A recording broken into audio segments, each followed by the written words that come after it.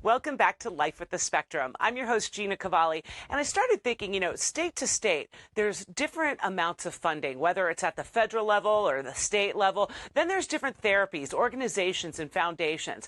But what is it like to live outside of the country in the world of disabilities?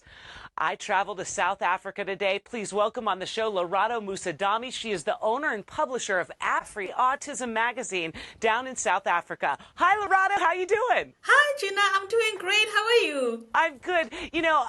We're going to get to your AfriAutism magazine here in just a second, but we have people moving all the time. Let's talk about the schools in South Africa when it comes to disabilities. Are there public, private? Well, we have a lot to cover on today's show. Yeah, we do. Okay.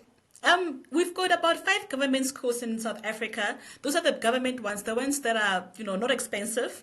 And then the rest, there's 464 private ones. And there's still new ones popping up.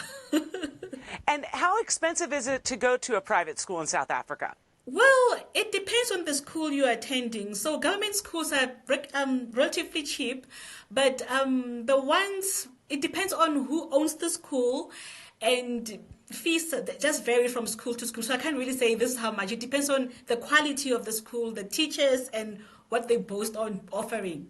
And do they offer the speech, the language, the therapies that other schools do? Well, it depends. Some schools don't, but the one that my kids are going to, they have speech therapy and occupational therapy included, but there are some schools where you have to pay extra to have those services rendered. You have 2 kids on the spectrum, Lerato? No, I've got three kids on the spectrum. My eldest is Whoa. 11, the little girl is 9, and my youngest is 3. Now, I remember when we had our phone conversation that you were saying that sometimes people in South Africa have to wait years to just get into school. What is that all about? Okay, the thing is we've got a shortage of therapists, psychologists, and special learning teachers. So the schools, it looks like what is it? Prevalence of autism in South Africa is getting up and up, so we don't have enough school to accommodate those with autism. So unfortunately, we have to wait they call it like a waiting list. It can be as long as a couple of years. So like my daughter is 3, so it would be better to put her on the waiting list right now so that when she turns 7, I don't have to be fighting with anyone for her space. So it's because we don't have enough professionals in the autism space. And let's jump into what insurance covers in South Africa. So many from state to state. I mentioned this earlier in my opening. From state to state it ranges, from country to country it ranges. What does insurance look like there for people with disabilities? Okay, we've got South African Social Security Agency. So they give us what they call care dependency grant. So that is it's like you get a grant depending on how much the parents earn. And then that grant helps with, health services and, pay for school fees. And there's also South African Revenue Services. There's a form that we get from them, and then we fill it in. Psychologists from the schools, they go through it, and then you must have your bank statements, which shows that you did pay for the school fees. And based on that amount of information, you're able to get a percentage of money, depending on how much you paid for the school fees and how much you earn as a parent. So it's like a tax credit or something, right? In a way, yeah, something like that. Oh, Lerato Mosedame, she is the owner and publisher of AfriAutism magazine. When we get back, we talk all about her wonderful vision and how she brought it to life. Stay with me. Hi, I'm Lear Gilmars. Thanks to our friends at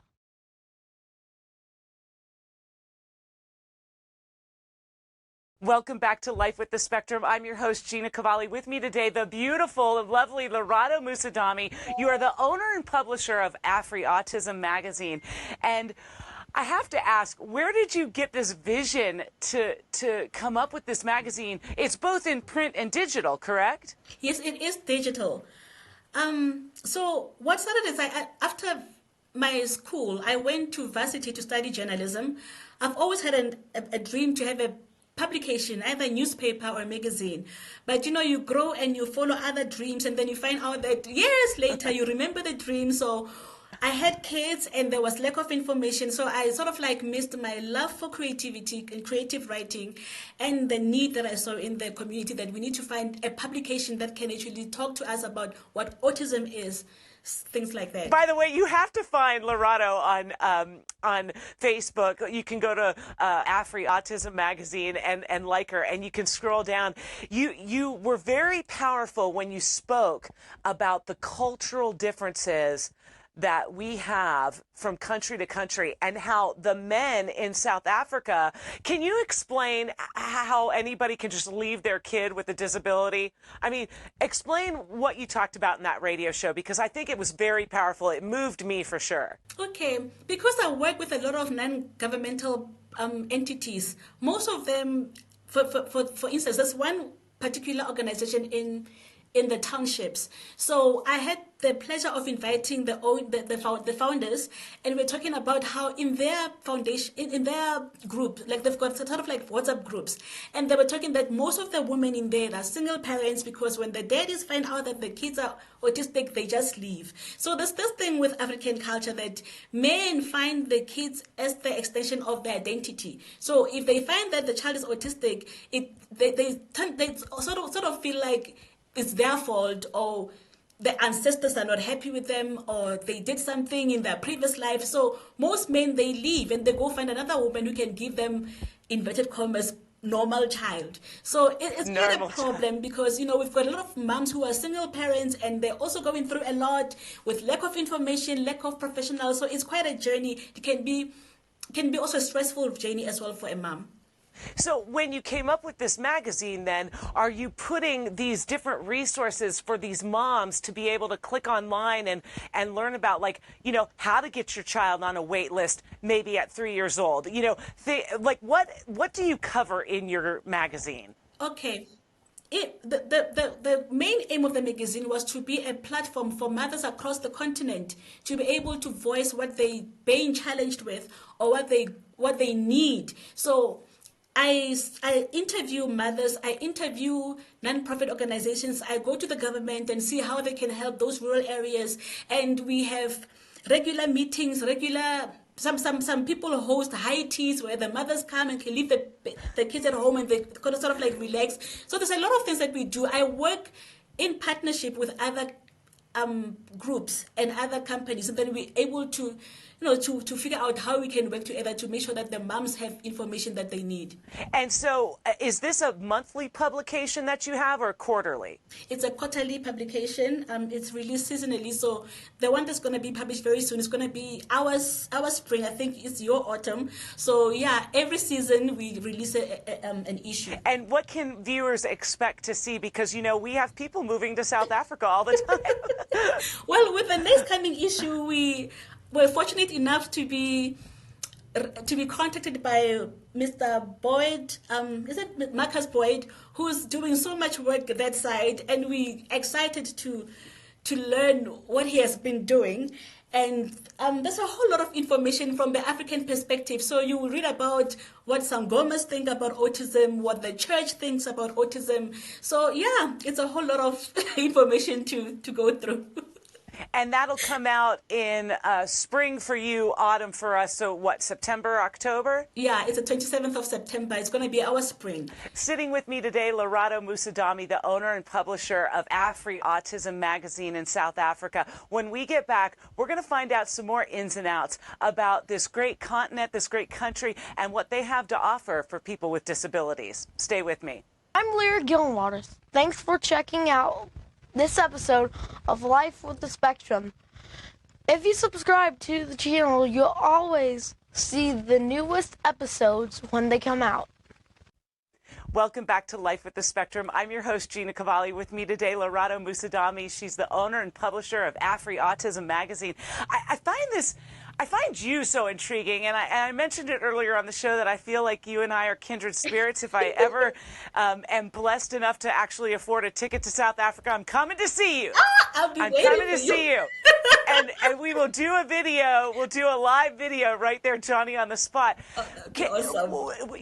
You have to walk me through, because we live in different continents, what it's like to be there as a mom? You had mentioned some of the men leave their children and their wives, and they're kind of destitute. Are these women having to reinvent themselves like we have reinvented ourselves, Lerato? Like, how are they even managing? Do they go back home and live with their families? What's it like there? Well, the thing about black culture is that we're more family orientated. So you find that most of our families, we still have our grannies with us, our aunts, our uncles. So you're never really alone per se, because you've got a community of people who are family. And also, I was laughing the other day that with Africans, you can find someone crossing the traffic light and you'd be like, hey, wait there, don't do this, and then you listen to them as your mom, because every woman is a mom. So that's why we have this proverb that it takes a village to raise a child. So yes, obviously it does not remove the need to have a partner or a father in your life for the child, but I wish we had more psychologists in our country, because I think our mothers are going through the most. Most of us are depressed. We are on antidepressant medication. We go to psychologists, those of us who can afford, but I think we need intervention, we need support. But so far it looks like the support groups that we establish as organization owners, they seem to work, because we share our experiences, we share knowledge, and it feels like there's someone there with you. I think if you know that you're not going through the same thing all by yourself and somebody's there, it becomes better. But obviously it won't remove the feeling of needing a partner with you. I don't know. Yeah. You said it takes a village to raise a child. And once that child is raised in South Africa, where do they go? For example, we have a big problem here in America with young adults, and all the young adults that I seem to meet are like, listen, when I graduated college, it's like there's no social opportunity for me at all. So I started, along with Claire Dees, my partner in crime, something called Table Talk, and it's a kind of a premier speed dating event. Everybody gets to meet everybody, but people go on to find relationships, meaningful connections, and sometimes love too. So in South Africa, are there social support groups for young adults on the spectrum? Because that's a big thing. Once you age out of the system, it's like, where do you go? Do you know what? To be honest with you, I think we still have a lot to do with that regard. I was actually interviewing a lady. She's going to be on the coming issue. Her name is Nomsa, and she runs what she calls MOKWA, Mothers of Women. What is it, MOKWA? Mothers of Children with Autism. Oh, sorry, my brain is just there. Okay. So, what she was telling me is that she just bought a farm, and on that farm, she's going to turn it into she's going to enroll kids who are over 18. Because the problem is our kids, when they finish school, they can't really go to university, because then, some of them are not really there yet. Some of them are just, they're good with hands, with skills and stuff. So she was telling me that she's got this dream to build this facility so that these kids can come and spend the whole day there, so that mommy and daddy can go to work. So I've also noticed that there's another one that's coming. I forgot the name of that other. So it looks like they are popping up these facilities where they're going to be like aftercare for young adults on the spectrum. Now, Lerato, do you ever get a chance to travel outside of the country to find out what other countries are doing? Or do you have people from other countries come and speak there in South Africa so that everybody's sharing information, so that we can start sharing the resources and great people like yourself can start moving and shaking in the world of autism? Oh, thank you so much. I lived in the UK for about 2 years. I've made contacts that side, but I've interviewed guests from the UK. I've got others. So every time I interview someone, we sort of it's not just an interview and it's gone. We keep in touch. We share information. So I've got people that are consider as my sisters or moms, depending on how old they are. So I've got one in Zambia, I've got one in Nigeria, one in Kenya, I make sure that in every country I've got someone that I know. So I haven't been able to travel just yet because, we just started. I wanted to make the magazine grow first, like the grassroots be all well before I start traveling outside. But yes, I have communication with other people in other countries, and we're growing very well. For some reason, lately, I seem to get a lot of people reaching out, and they're like, "Hi, I'm in Yeah. Zambia. Do you want?" And like, bring what do you have? Bring it here, and I won't charge them. I just do this for free, and I put information on the magazine, and we're just growing. I hear you. You and I are so much alike on so many different levels. And I really feel like you could be, I mean, I don't know anything about South Africa other than where it's at on a map, Yeah. right? I've never been there myself. I don't know the culture and the people other than what I see maybe on TV or in movies or whatnot or National Geographic. And like, I really feel like you could be the biggest advocate in South Africa for people with autism. Like just starting the magazine. And how old is your magazine?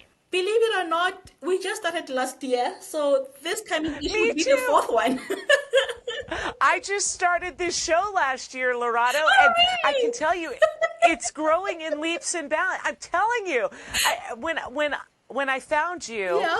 I was like, I need to reach out. I need to have you on the show, and then my goal is to meet you in person, Oh, IRL. same here.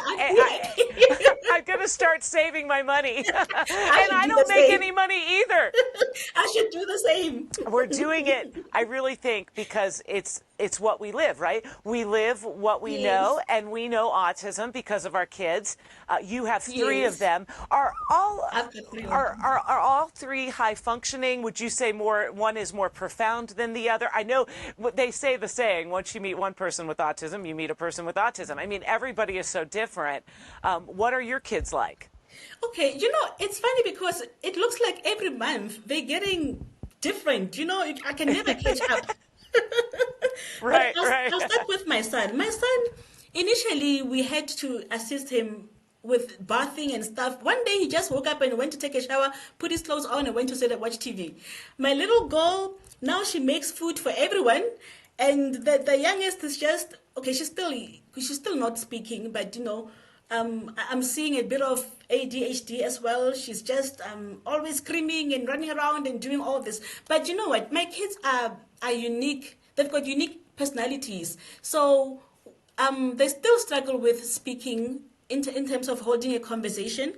But Sure. they're very intelligent. My son, he's intelligent with maths. You give him any number, he'll just give you the results. He can add any number you can think of. My daughter she's quite a graphic designer. She draws. She can even express herself through drawings. And yeah, the little one was still watching her. So high functioning, not really. I'm not sure. That's why I'm telling you that, they keep changing. It's like we think that this way this week, and then next week they do things that are just surprising us. And Lerato, do you have help at home? Do you have a partner, a husband, a wife? Yes, I've been married for 15 years. Okay. To the most loving man on earth. Actually, we met in the UK. So we met in the UK, we flew back to South Africa, and we've been married ever since. But I also have a helper in the house. She's a lady from Zimbabwe. She understands my kids. She's wonderful. I don't know what I would do without her. So she's just like my sister. And how do your families, your extended families, your mom, your dad, his mom, his dad, the nephews and aunts of it all, how do they relate to your children? Initially it was quite a problem because at the time I've never heard of autism, and my in-laws never heard of autism. But when my husband told his mom about what's happening, she sat down, started Googling, and she taught herself about autism. And because she's a teacher, she was able to tell the cousins and the nephew in a way, in the language they could understand that, your cousin is autistic and this is how you have to deal with them and blah, blah, blah. So they were very understanding. I was afraid because I thought being Makoti, meaning the bride, they would blame me that I'm the one who brought autism in the family. But they've embraced us. They've never even once blamed me for anything. I just think with women, African women, we tend to blame ourselves that we are we bring autism in the families. I don't know why we think that way.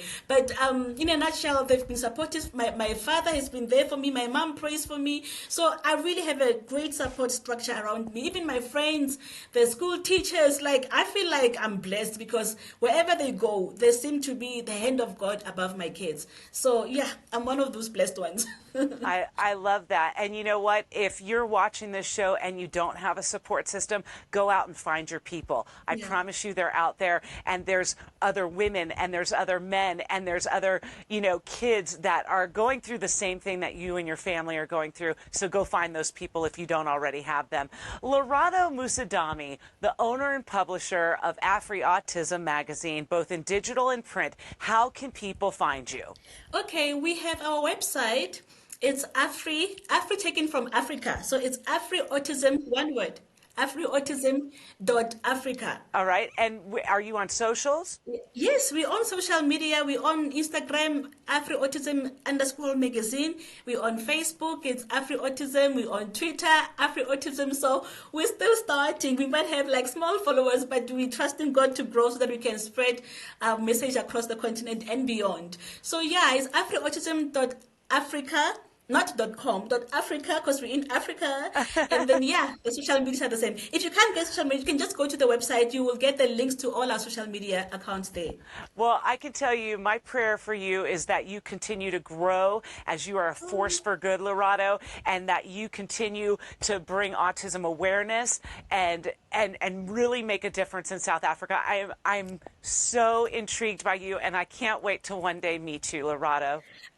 Thank you so much. I received that blessing. And yes, right now, I'm going to start saving money. Either you come to South Africa or I come to America. One way, we have to meet. You've got a place to stay at my house any day of the week. Oh, yeah. Thanks, Lerato. Thank you so much, Gina. Lerato Mosedame is a force to be reckoned with down there in South Africa, isn't she? The owner and publisher of AfriAutism magazine, and you can find it online, AfriAutism.Africa. You can find her on socials. I mean, talk about being a force for good, talking about connecting people and resources. I told her just off the air just a second ago how I really do feel kindred with her and how we're trying to be a force for good in this show and her magazine. And one day, I'm confident that I'm going to meet this lovely lady. I promise you, I'm going to work hard, and when I do, I'll bring you a social short on YouTube. Thanks so much for checking out Life with the Spectrum. It's important to highlight what other people are doing, what other countries are doing, what other states are doing, and what we're doing here right at home. So if there's somebody I need to be speaking with, please reach out to me, Gina@gcast.com. It's GKASTS.com. Send me an email, comment below, like, comment, share, and most of all, subscribe to the show. Till next time, we live life with the spectrum. See ya.